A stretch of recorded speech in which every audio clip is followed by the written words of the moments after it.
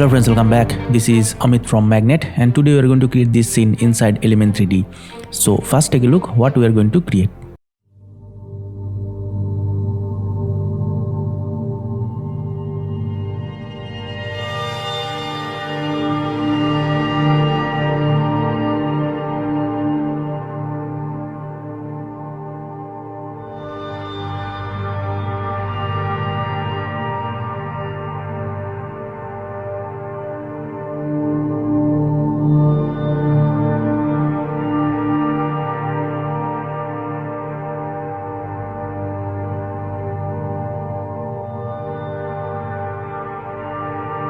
If you like this kind of video, I recommend you to check my YouTube channel and you will find so many videos related to Element 3D and so many free model pack for Element 3D. And if you like those videos, please do subscribe this channel and turn the notification on. So here is the shout out for those people who already has joined me as a member. So if you really want to support me, you can also join me as a member. So let's get started. Okay, so before we do this, I recommend you to download all the assets that I used for this scene in the description down below. And I'm also give this project file. You can also download this project file if you wanted to render exactly this same video, and you also get all the camera movement there. So let's get started. So first we create a new composition here. So create a new composition and the settings look nice and just hit OK. And then we create a solid for our element layer. So create a solid and name this as element and just hit OK. And then go over this effects and presets and just select this element effect and just double click on this, and then go over this scene setup and just click on this. So here is the model that I used for this scene. So you can also download this model from the description, and those models are pre-textured, so you don't have to worry about the texturing this model. And you can see that I'm also enable this optimize mesh option here, so it will run faster. So I'm using this model for this scene, and I place this model in the group number 1, and then I create a landscape, I mean this surface. So for this I'm using a plane, so just click on this create button here and click on this plane here, and I place this plane out from this group and place this to group number 2, or you can just place this to group number 5. So place it to group number 5, and then I scale it up to maybe its maximum value, that is the 10,000. Okay, so let's texture this surface. So for this I'm using the texture map from Quixel, and I'm also give this texture map for free. So if you want to download this, you can also get the link in the description below. So I'm using this last one, which is the sandy asphalt, and I'm using this number 1. So just drag and drop to this. So in initial it look not right, so I'm select this plane and go to its UV mapping, and we increase the repetition to 10 by 10. Okay, so now it look a bit nice, and you can see that it look really amazing, and the resolution is not quite good, so we have to disable this draft texture. So just uncheck this value here, and it will take little time to remapping this. And now you can see that it look really nice. And then we going to change some settings to its material to make it little bit of glossy on this water surface here. So to visualize this, we going to place this into a new group here, and the group also placed in group number 5 in default. And then we create a box here. It is only for the visualization if it is the reflectivity of this water surface work right or not. So just place it here.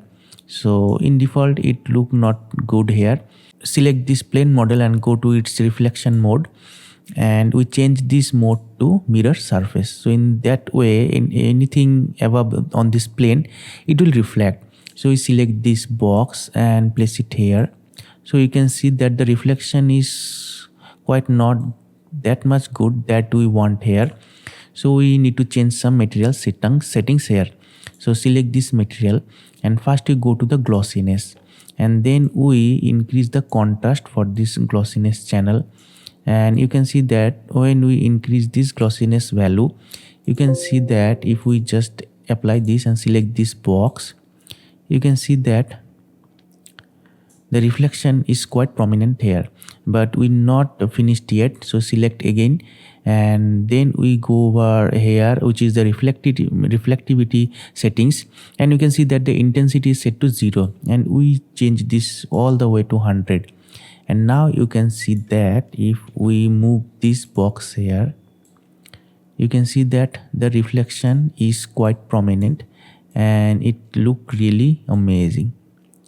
Okay, so this is what we want here, and this look nice. So now we're going to delete this box. So our surface is ready, but we also need a sky dome here. So for this I'm using my own presets for sky dome, and I'm just using this. So just select this and it will apply here. And if you don't know how you create this sky dome here, I have a dedicated tutorial on this, and the tutorial is showing up I button right now as well as in the description below. And you also need some HDRI map to create this scene. So for this you can definitely download my own HDRI map pack for Element 3D, which is the Magnet HDRI pack. So this is the HDRI map for Element 3D, and you can download this pack from the description below. And for to create the same lighting, I'm using this HDRI map here. So just click on this, and you can see that it instantly create an environment lighting for this scene. But as you can see that our scene is based on the night time, so we going to decrease the brightness of the environment. So go to this environment tab here, and here is the environment map that we just applied. Now we decrease the brightness, so all the way down, just make it little bit visible, and then hit OK. And also we select our sky dome here, which is pressed in this group folder, and we go to expand this pair model here and go to its diffuse material setup here, and go to the diffusion, and you also decrease the brightness here just like this. Okay, so it will be a nighttime scene. So now hit OK. Okay, so this is all done here for now, and just hit OK. So here we are in After Effects. So first we create a new camera for our scene. So create a new camera for our scene, and the presets is 24mm, look nice. And now hit OK. And then you select the camera tool here and place the camera here, and you can see that it really look awesome here. Okay, the sky is black, the lighting is also dark here. So now we select our element layer and go to the group number 1 and go to the particle replicator and change the particle replicator shape to 3D grid. And we don't want the Y replication, so we just disable this to 1, and we increase the scale shape just like this. Okay, and more the particle, more will create a nice environment for this scene. So if you handle more element here, you can probably increase the count for those rock here. And when you satisfy with the count, we go to the replicator effect here, go to the scattering, and we scattered them up, but only we scattered the x-axis scattering as well as the z-axis scattering. We not going to change any y scattering here, so just increase this value. Okay, just like this. And now we going to create some variation on this. So first we go to the particle look here, and then we increase the particle size, and also increase the particle size randomness little bit. Okay, then we going to the particle rotation, and then we go to the randomize angle, and we just change this y angle randomization. Okay, just like this. Okay, so now we going to place it little bit down to the ground here, just like this. Okay, so this look really amazing right now. So for this we going to the group number 5 and expand this particle replicator, and just change this place here to make a nice reflection here as well. Okay, so this look right. And if you want, you can place other element to the background as well. So for this, going to the scene setup here, so let's find which one we can use here. So maybe this one look nice, so just click on this. So we just click and drag it out from this group and place this to group number 4. Okay, and then we hit OK here. Okay, so here is the model, and we go to the group number 4 and go to the particle look and increase the size for now, just like this. And also we place it in a interesting position here. So for this, we're going to create a null object to control this model.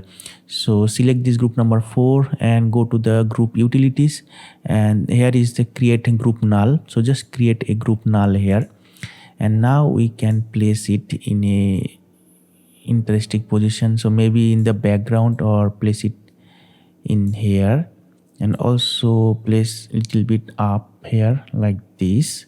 So it's all depends on you that where you want to place your model here. So it is not specific that you do the same that I do here. Okay, so it's look nice here.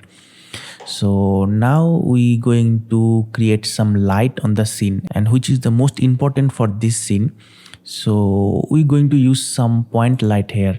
So create a light and change this to spotlight to point light here, and we change the light to white and hit OK, and the intensity look nice for now, and we probably change it later according to our need.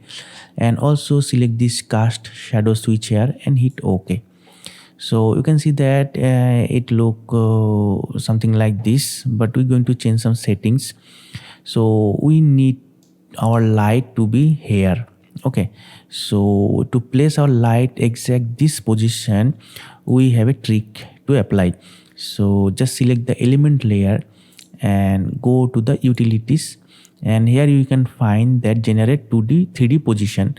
So in that way, you just select any 2D position here and click on the generate to create a null object that holds this position value here. So select this 2D position here and place it here, and just click on this generate button here. So in that way, it will create this null object here. Now select this null object and press P on the keyboard to bring this position value here, and just select this position and just copy the value. And I am pressing Ctrl C to copy this. And now we select this point light and press P, and then we paste the position value here by pressing Ctrl B. Okay, now you can see that our light plays exact same position here. Now we're going to delete this null object because we don't want this anymore. So now we place our light here like this. Okay, and you can see that it is a little too foregrounded here, so we need to place it little bit far away from our scene. So just place it here. Okay, so now it look nice. And then we go over this element layer and go to the render setting here. Just expand this, and now we're going to expand this shadow switch here, and now we're going to apply the shadows. So if you enable this shadow here, you will see that nothing will happen because the default shadow mode is the shadow mapping, and you can see that the point light is not interact with this shadow mode here. So we need to change this to ray trace. Okay, so when you change this to ray trace, now the shadow is in function. But when we use the ray trace shadow, we also change the resolution to half to make it little fast to render. So now we place our camera here. Okay, and but you can see that our scene is little bit of grainy here. It's because the ray trace shadow samples. So if you increase these samples to maybe 5 or so, you can see that those jittering is gone, but at the same time it also increased the render time. So for the compositing time, we set our samples to maybe 1 or 2, maybe set it to 1 to work faster. But when we done, we can change this to 5. Okay, and then we go over this ambient occlusion tab here. Also enable this ambient occlusion to make a little bit of context shadow here. Okay, and then we go to the fog settings here and just enable this fog, and we change this to fog color to maybe this kind of grayish color here and hit OK. And then we also go to the fog fall type from linear to exponential, and then we increase the fog start distance as well as the fog range, or maybe we set it up like this. Okay, and also increase the fog opacity. Okay, just like this. Okay, and then we select our light here, select our light and press AA to bring the light properties here and decrease the intensity. Okay, and now if you place the light little bit down here. Okay, so this look quite good here, but you can see that our background rock also interact little too much with the light. So we need to change some settings to decrease the light from this surface. So for this, first we go to the physical environment, and the environment exposure is set to 1. So we change this to 0 here. We go to the lighting, and there is the lighting fall off. We increase it to all the way to maybe 4.83, and you can see that now the background rock is not interact with this light here.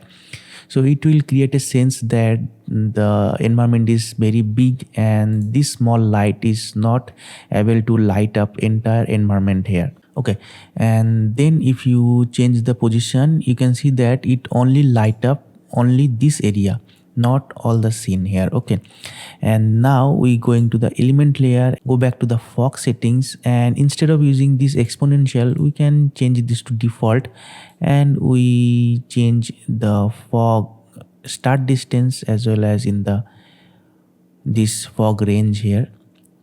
Okay, so this look quite nice here, but we're going to change the light color as well. So select this light and go to the point light, and we change the color to maybe this kind of bluish color here.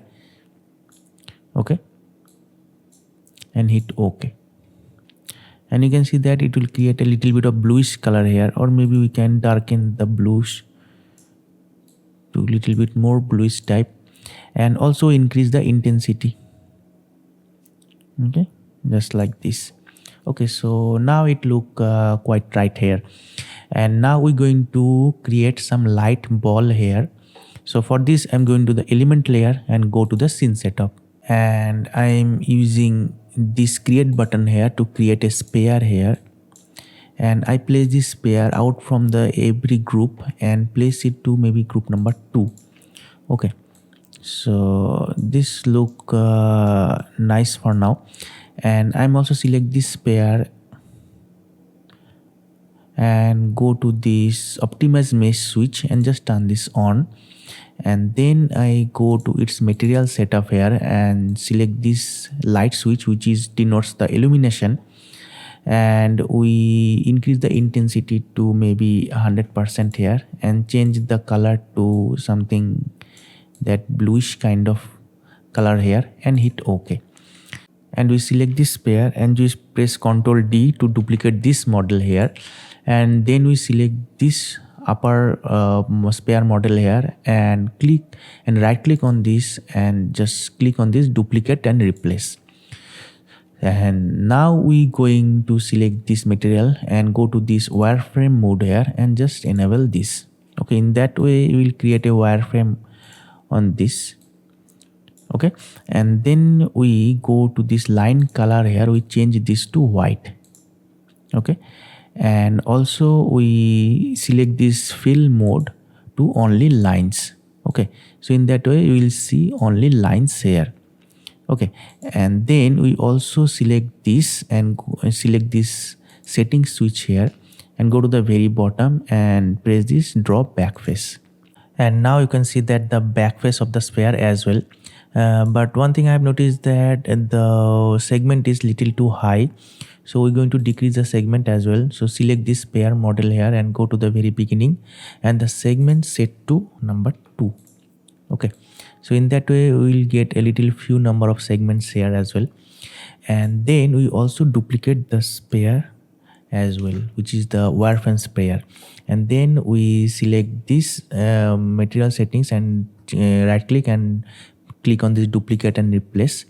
And in this wireframe sphere we going to disable this drop back face. Okay, and then we set this to auxiliary channel number 2, and this one set to auxiliary channel number 1. And we also enable our actual sphere here. Okay, and we see that the illumination is not too bright here, so we select this and go to its illumination and increase value to 200. Okay, just like this, and then we hit OK. And you can see that not the wireframe showing up here right now, because the scale is exact same here. But first we go to the group null object and we decrease the scale size to maybe 6. Okay, and then we select our element layer and go to the group number 2, and then we go to the auxiliary channels and we increase the scale value of the channel number 1. So now it look right, I guess. And then also we increase this channel number 2 scale as well, but just a little bit, not much. Okay, and I think you probably not seeing this because the resolution is very bad here, so we change this to full resolution here, and now you can see this. Okay, so now we create some animation on this pair, wireframe pair as well. So for this we can simply just click on this rotation effect and make a keyframe here, but we can do the spinning by using simple expression here. So for this I want to spin our outer wireframe pair only in the x-axis. So for this I pressing alt key and click on this stopwatch here and type time times maybe 40 and just copy this expression here, and then we go to the channel number 2, go to the rotation, and in this time I'm using the x-axis rotation.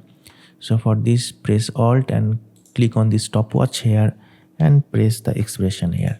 But I want this pair to be spin little faster, so I'm changing this to 60.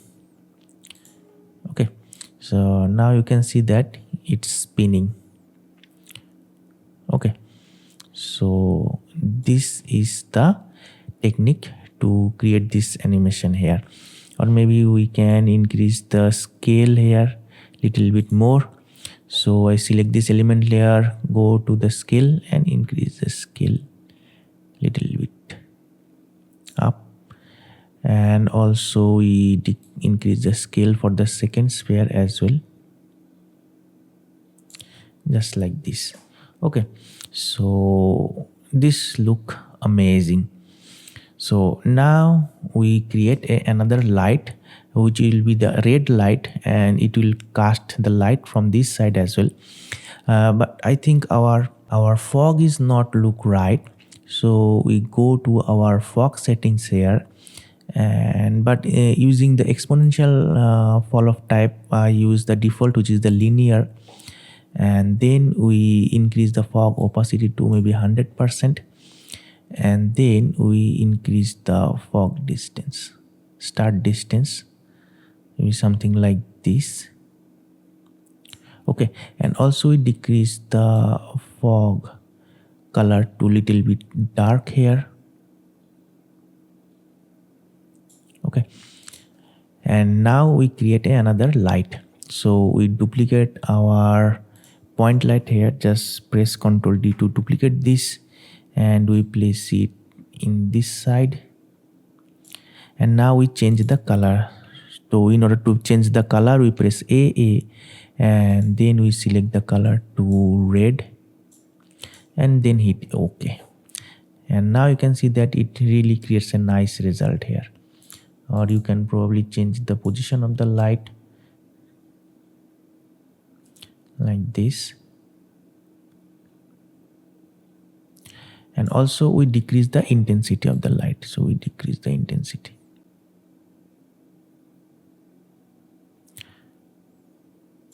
Okay, and okay, so now we going to apply some glow on this sphere as well. So for this I'm just duplicate our element layer, so press Ctrl D to duplicate this, and in this layer we using the glow effect. So in order to create this, we go to the output and then we go to the show button here and we choose this only illumination. Okay, so in this way it only shows this that illuminated part here. And now we go to the effect and go to the RGB effects, and I am using optical glow. Just click on this, but you can see that our surface also glowing, which we don't want. So we go to the group number 5 and just disable this for now. Okay, and now we go to our glow layer and we decrease the glow and increase the size of the glow here. Okay, and also you go to the colorize option and choose some blue color here. Okay, so this look amazing for now. And now we're going to change the scale for this outer wireframe sphere. So you go to the element and go to the group number 2 and go to the channel number 1 and we change this to maybe 2.14. so it will increase the, if we solo our main element layer here, and also we go to the channel number 2 and we increase this scale to maybe, or maybe decrease it to little bit down to maybe 1.18, just like this. Okay, and we copy these values, just copy this value to this element layer as well. So go to the group number 2, go to the auxiliary channel, channel number 1, and scale, we just paste the value here and do the same for this channel number 2 as well. So just copy this and go to this element and go to the channel number 2, go to the scale and just paste the value. Okay, and now we enable this. Okay, and then we change the blending mode to additive. Okay, so now you can see that it really creates a nice result here. Okay, and we also change the ray trace shadow sampling to maybe, go to the main element layer and go to the render setting and then go to the shadow and change the shadow sampling to maybe 5, and it will create a nice result here. So now we create some color correction here. So for this I am using a adjustment layer. So create a adjustment layer and place it at the top, and then okay, so for this I'm using a magic bullet look effect here. So go to the magic bullet and looks, and then we go to the edit, and I'm using this blockbuster preset, and I'm using this one, which is the live dye, and you can see that instantly it creates a nice result here. So just hit OK, and if you think that the background is little too light here, we're going to the element layer and go to the fog color here, and we decrease the fog intensity, the fog color to little bit of grayish like this. Okay, and then we hit OK, and now we create another adjustment layer. To create another adjustment layer and place it at the top again,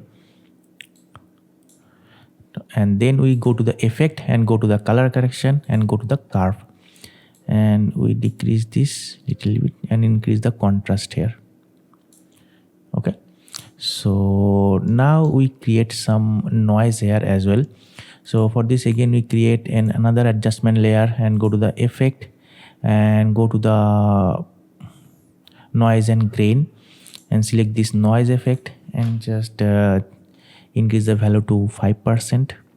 So we'll create a little noise here, and we change this to resolution to full here. You can see that, wow, you can see that it really creates a nice result here, and this red highlights here as well as in the blue color here, it really creates a nice result here. Okay, and then we going to create to the layer new, and again we create another adjustment layer, and in this adjustment layer I am using the sharpen effect. So go to the blur and sharpen and select this sharpen and just increase this. Okay, increase the sharpness here, and then I'm using some camera lens texture. So for this I'm using this lens texture here, and you can probably get this PNG from the video copilot optical flare. So I'm just bring this into this comp here. Okay, and then we place it underneath all these color correction layers, and then we change the transform mode to additive. Okay, and but we don't want to the entire frame here, so we select this mask tool and make a little mask around this upper side portion here, and then we select this and press F to bring the feather option here, and just increase the mask feather here. Okay, and then again we select this and go to the effect and go to the color correction and tint effect. So we decrease the saturation here, and again we go to the effect, color correction and curve, and then we increase the increase the contrast here like this. Okay,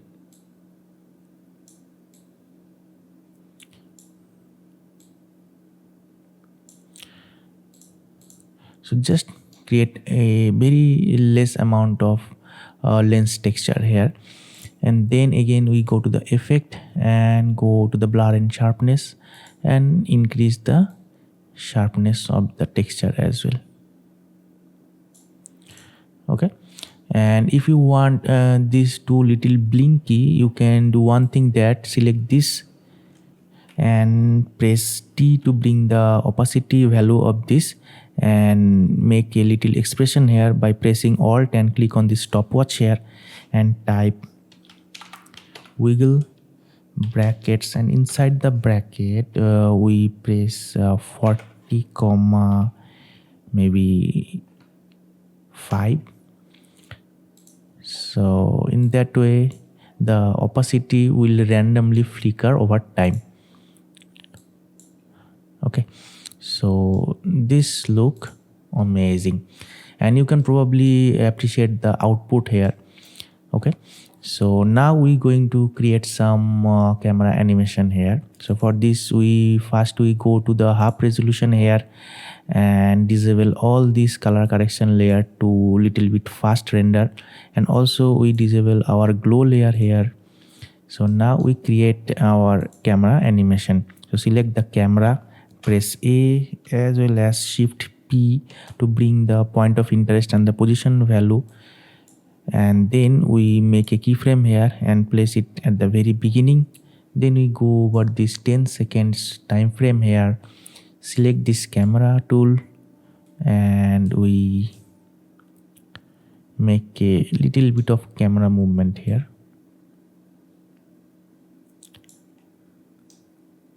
Okay, and if you think that our scene is little laggy, you can select this element layer and go to this render mode to draft mode, and now you can freely move your camera because it will render little faster.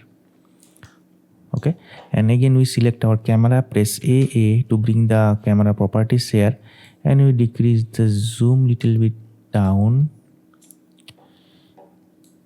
like this, and we place our camera here. And if you want to create the camera movement as I create in my promo video, you can probably get all the camera movement from the project file, so you can really understand that how I create my whole camera movement here. But for now I am only create only one camera movement here. So now we select our camera rotation by pressing R, and then we rotate our camera in just like this and make a keyframe here, and then again go to the very beginning and make a keyframe here, and also we place our camera here maybe. Okay, so let's see how it look like with the motion. Wow, it's really look amazing.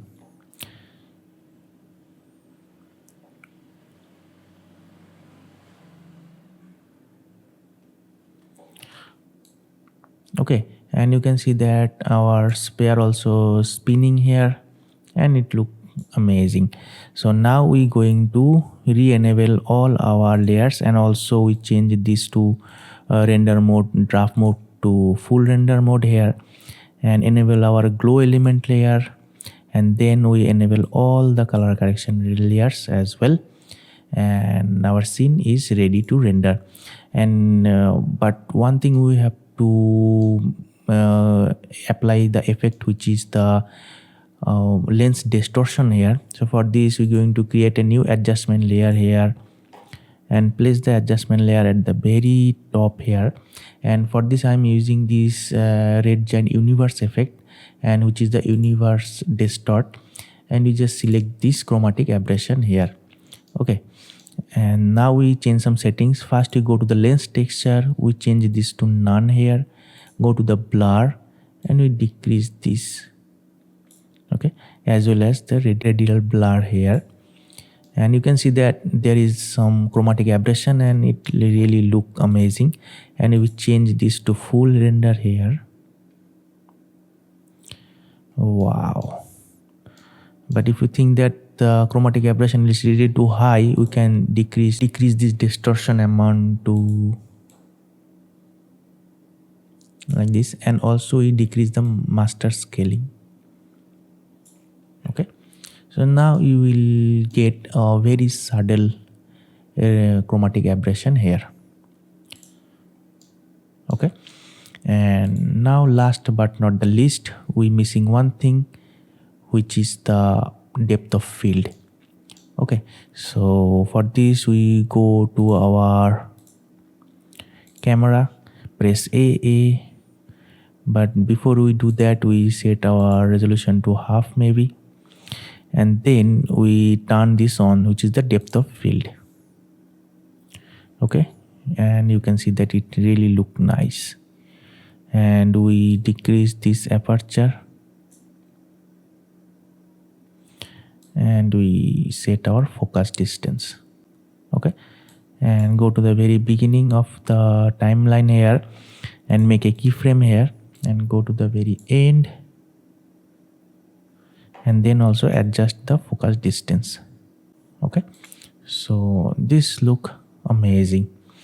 Or maybe one thing, we have to brighten our scene little bit up, because our little scene look little too dark here. So we can increase the brightness if you want.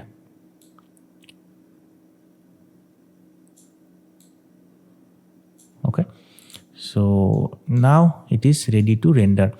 But before we render, we do one thing, that we select our element layer, and first we change our resolution to full, and then go to the very beginning of the scene here,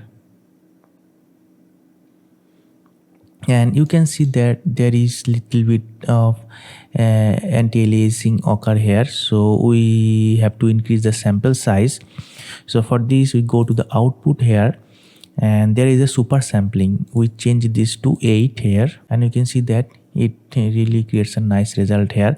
And also enable this enhance multi sampling. Okay, so now it look amazing.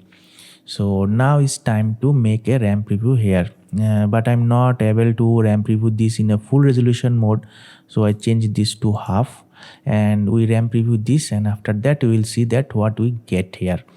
Wow, this look really amazing, and I think the animation is little too slow, so you can speed it up by decreasing the time here.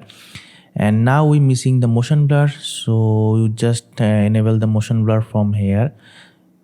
This is the motion blur, and just you turn this on and you ready to render. So this is all about this tutorial, and I hope you really enjoyed this tutorial, and I think you also download this project file and create your own. So this is all about for today, and we will see in my next video. So till then, take care and bye bye.